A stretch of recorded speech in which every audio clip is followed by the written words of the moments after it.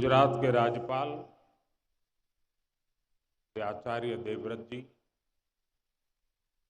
गुजरात के लोकप्रिय मुख्यमंत्री भूपेंद्र भाई पटेल, केंद्रीय मंत्रिमंडल के मेरे सहयोगी देश के रक्षा मंत्री श्रीमान राजनाथ सिंह जी, श्रीमान ज्योतिरादित्य सिंधिया जी, टाटा सन्स के चेयरमैन, एयरबस इंटरनेशनल के चीफ कमर्शियल ऑफिसर, डिफेंस और एविएशन सेक्टर के उद्योगों के साथ जुड़े सभी साथी, देवी और सज्जनों, नमस्कार। આપણે ત્યાં ગુજરાતમાં તો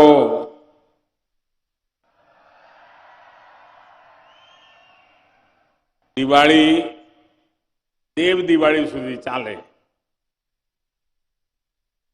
અને દિવાળીના આ પર્વ દરમિયાન વડોદરાને, ગુજરાતને, દેશને એક અનમોલ ભેટ મળી છે। गुजरात માટે તો નવું વર્ષ છે। હું પણ નવા વર્ષમાં આજે પહેલી વાર ગુજરાત આવ્યો છું। આપ સૌને નવા વર્ષની ખૂબ ખૂબ શુભેચ્છાઓ।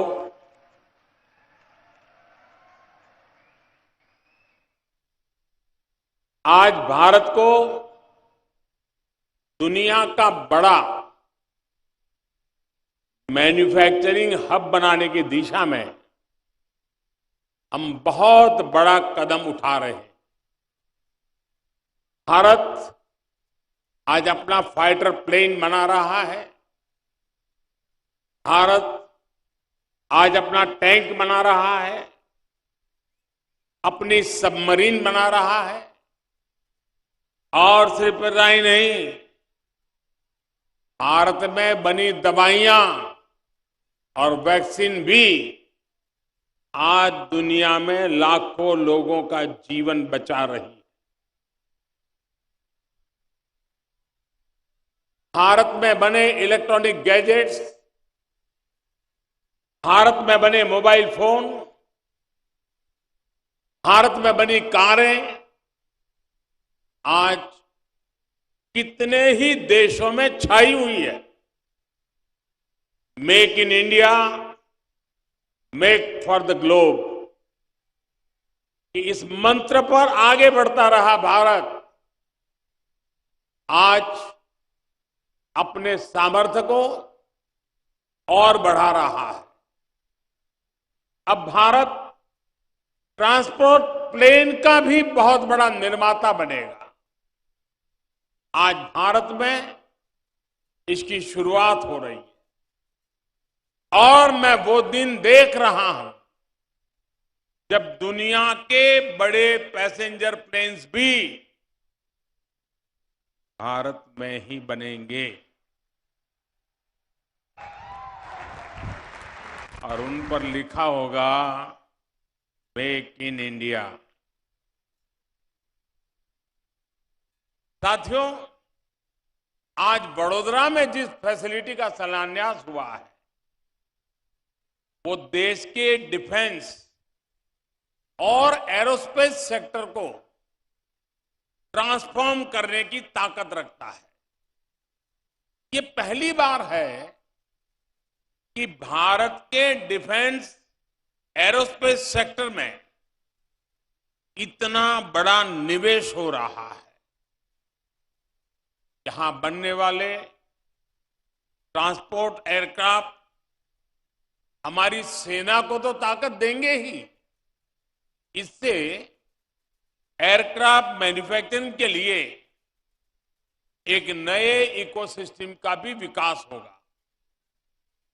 शिक्षा और संस्कृति के केंद्र के रूप में प्रतिष्ठित हमारा वडोदरा अब एविएशन सेक्टर के हब के रूप में नई पहचान लेकर के दुनिया के सामने सर ऊंचा करेगा।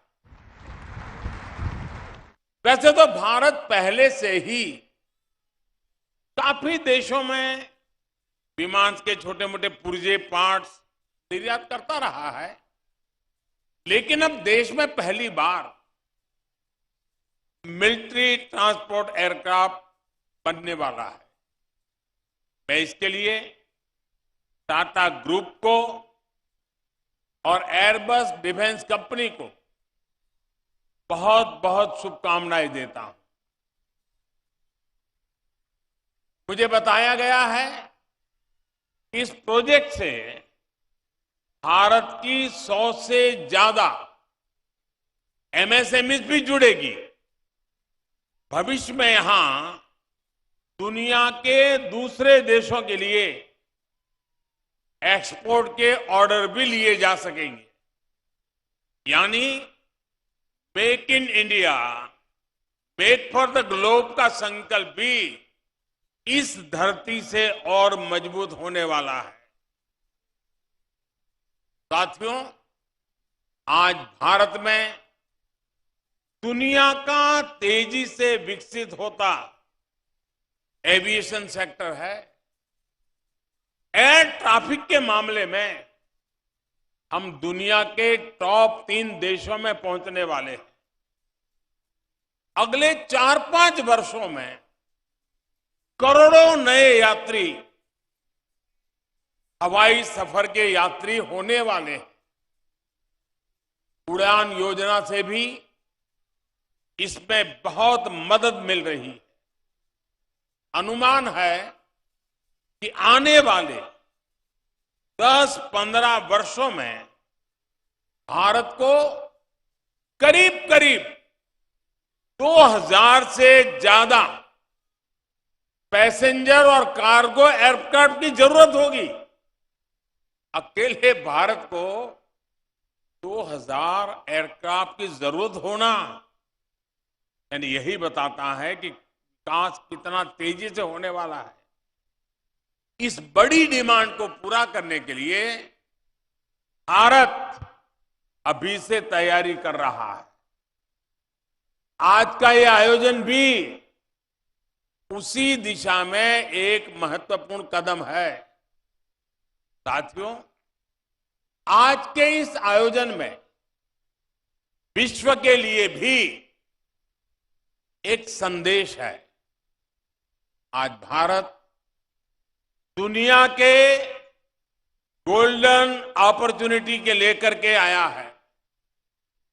कोरोना और युद्ध से बनी परिस्थितियों के बावजूद, सप्लाई चेन में रुकावटों के बावजूद भारत के मैन्युफैक्चरिंग सेक्टर का ग्रोथ मोमेंटम बना हुआ है।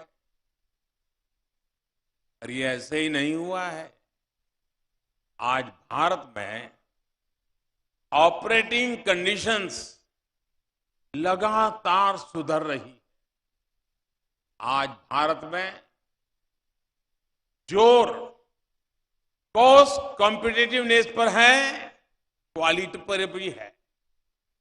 आज भारत लो कॉस्ट मैन्युफैक्चरिंग और हाई आउटपुट आउटकम का अवसर दे रहा है। आज भारत के पास स्किल मैन पावर का बहुत बड़ा टैलेंट पूल है। बीते 8 वर्षों में जो रिफॉर्म्स हमारी सरकार ने किए, उन्होंने भारत में मैन्युफैक्चरिंग का एक अभूतपूर्व एनवायरनमेंट तैयार कर दिया है। ईज ऑफ डूइंग बिजनेस पर जितना जोर आज भारत का है, उतना पहले कभी नहीं था। कॉर्पोरेट टैक्स स्ट्रक्चर को आसान बनाना हो, उसे ग्लोबली कॉम्पिटिटिव बनाना हो, अनेक सेक्टर्स में ऑटोमेटिक रूट से 100% एफडीआई का रास्ता खोलना हो, डिफेंस, माइनिंग, स्पेस जैसे सेक्टर्स को प्राइवेट कंपनियों के लिए खोलना हो, लेबर रिफॉर्म्स करना हो, 29 सेंट्रल लेबर लॉज को सिर्फ 4 कोड्स में बदलना हो, 33,000 उससे ज्यादा कंप्लायंसेस को खत्म करना हो, दर्जनों टैक्सेस के जाल को खत्म करके एक गुड्स एंड सर्विसेज टैक्स बनाना हो, भारत में आज इकोनॉमिक रिफॉर्म्स की नई गाथा लिखी जा रही। इन रिफॉर्म्स का बड़ा फायदा हमारे मैन्युफैक्चरिंग सेक्टर को ही मिल रहा है और क्षेत्र तो फायदा उठा ही रहे हैं। और साथियों, इस सफलता के पीछे एक और बड़ी वजह है, बल्कि मैं कहूंगा कि सबसे बड़ी वजह है, वो है माइंडसेट में बदलाव, मानसिकता में बदलाव। हमारे यहां लंबे समय से सरकारें इसी माइंडसेट से चली कि सब कुछ सरकार ही जानती है, सब कुछ सरकार को ही करना चाहिए। इस माइंडसेट ने देश के टैलेंट को दबा दिया, भारत के प्राइवेट सेक्टर का सामर्थ्य बढ़ने नहीं दिया। सबका प्रयास की भावना को लेकर आगे बढ़ रहे देश ने अब पब्लिक और प्राइवेट सेक्टर दोनों को समान भावना से देखना शुरू किया। साथियों, पहले की सरकारों में माइंडसेट ऐसा भी था कि समस्याओं को टाल दिया जाए, कुछ सब्सिडी देकर मैन्युफैक्चरिंग सेक्टर को जिंदा रखा जाए।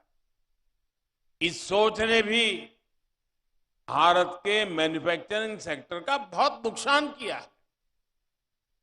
इस वजह से पहले न ही कोई ठोस नीति बनाई गई और साथ ही logistics, electricity supply, water supply, ऐसी जरूरतों को नजरअंदाज कर दिया गया।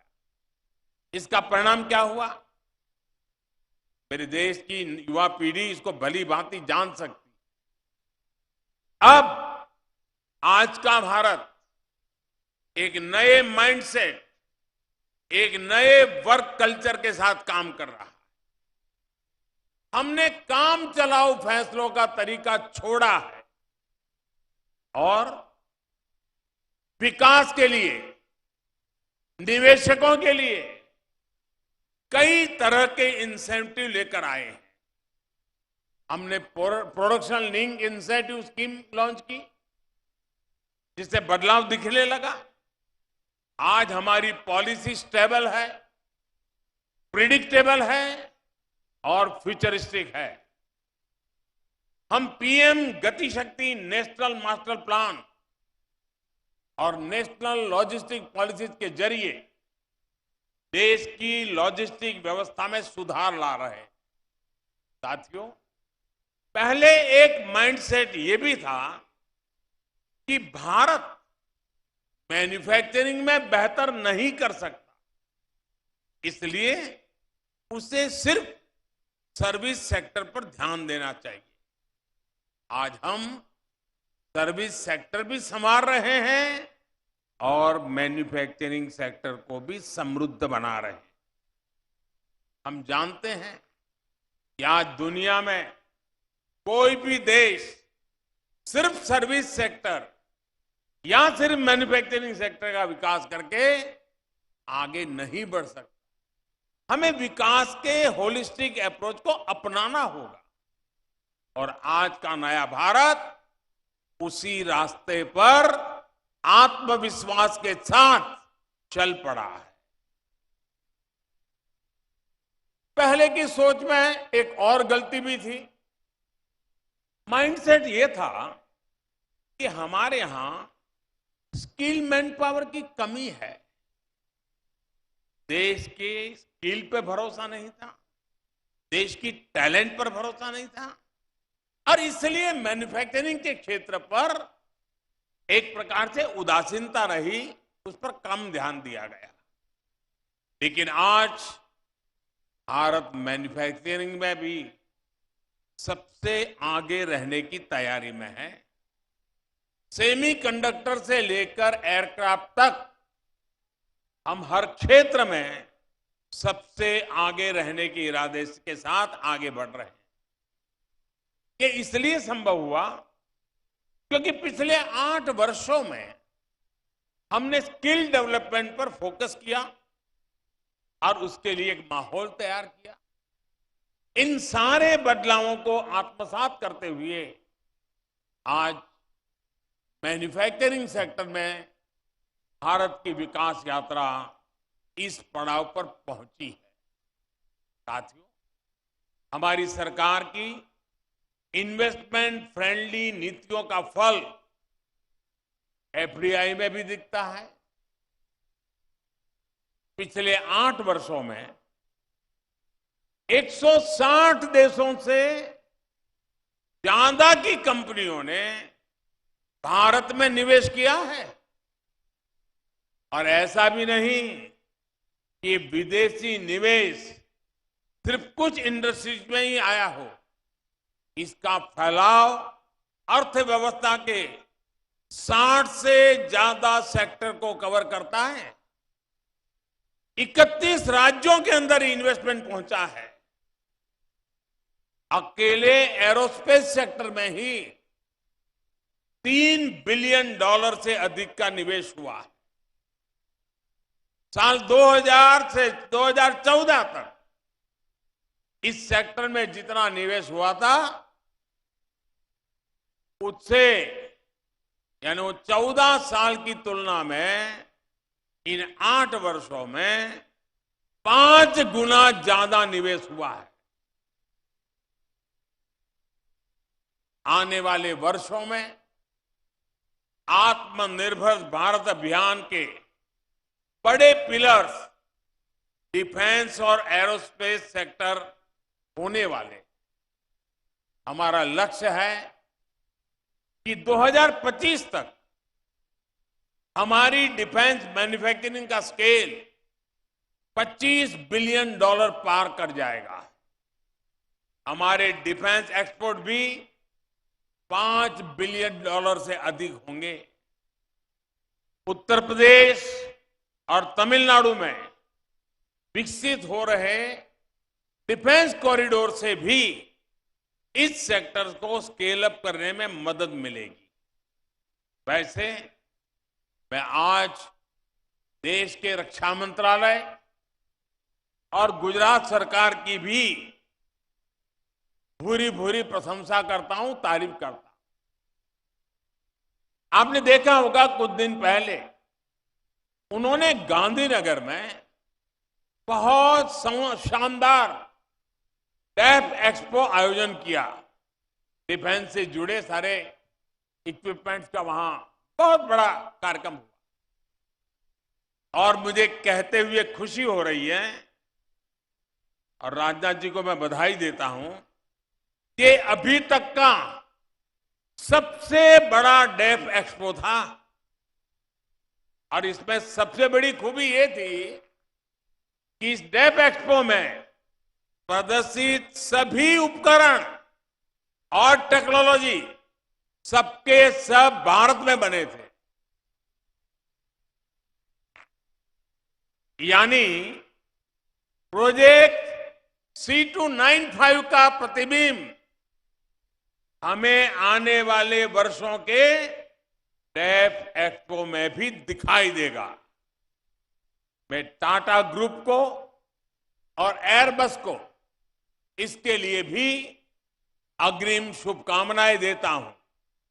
साथियों, आज के इस ऐतिहासिक अवसर पर मैं इंडस्ट्री से जुड़े साथियों से अपना एक आग्रह दोहराना चाहता हूं। और मुझे खुशी है कि अनेक क्षेत्र के सभी वरिष्ठ उद्योग जगत के साथी आज इस महत्वपूर्ण घटना के साक्षी बनने के लिए हमारे बीच पधारे हैं। देश में इस समय निवेश के लिए जो अभूतपूर्व विश्वास बना है उसका अधिक से अधिक लाभ आप उठाएं।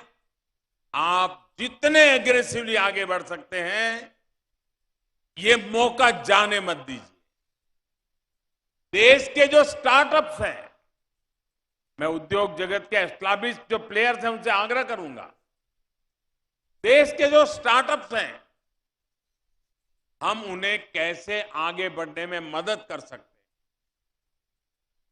मैं तो चाहता हूं सब बड़ी इंडस्ट्री एक स्टार्टअप सेल अपने यहां बनाएं और देश भर में जो हमारी नए नौजवान स्टार्टअप पे काम करते हैं उनका अध्ययन करें और उनके काम में उनकी रिसर्च क्या मैच कर सकती है उसका हैंड होल्डिंग करें। आप देखिए बहुत तेजी से आप भी बढ़ेंगे और मेरे वो नौजवान आज स्टार्टअप की दुनिया में हिंदुस्तान का नाम रोशन कर रहे हैं, उनकी भी ताकत अनेक गुना बढ़ जाएगी।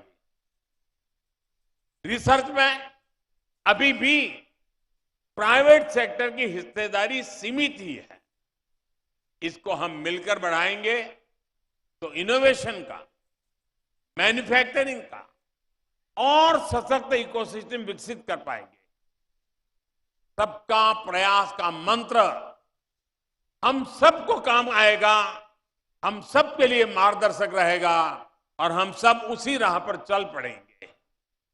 एक बार फिर सभी देशवासियों को इस आधुनिक एयरक्राफ्ट मैन्युफैक्चरिंग फैसिलिटी के लिए मैं बहुत बहुत बधाई देता हूं।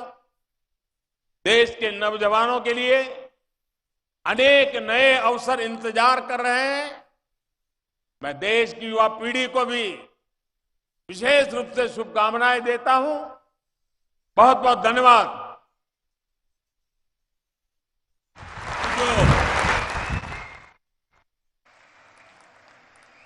बहुत बहुत धन्यवाद माननीय प्रधानमंत्री जी, आपके नवीन ऊर्जा से भरे इस उद्बोधन के लिए, इस प्रोजेक्ट का शिलान्यास करने के लिए, आत्मनिर्भर भारत के विजन और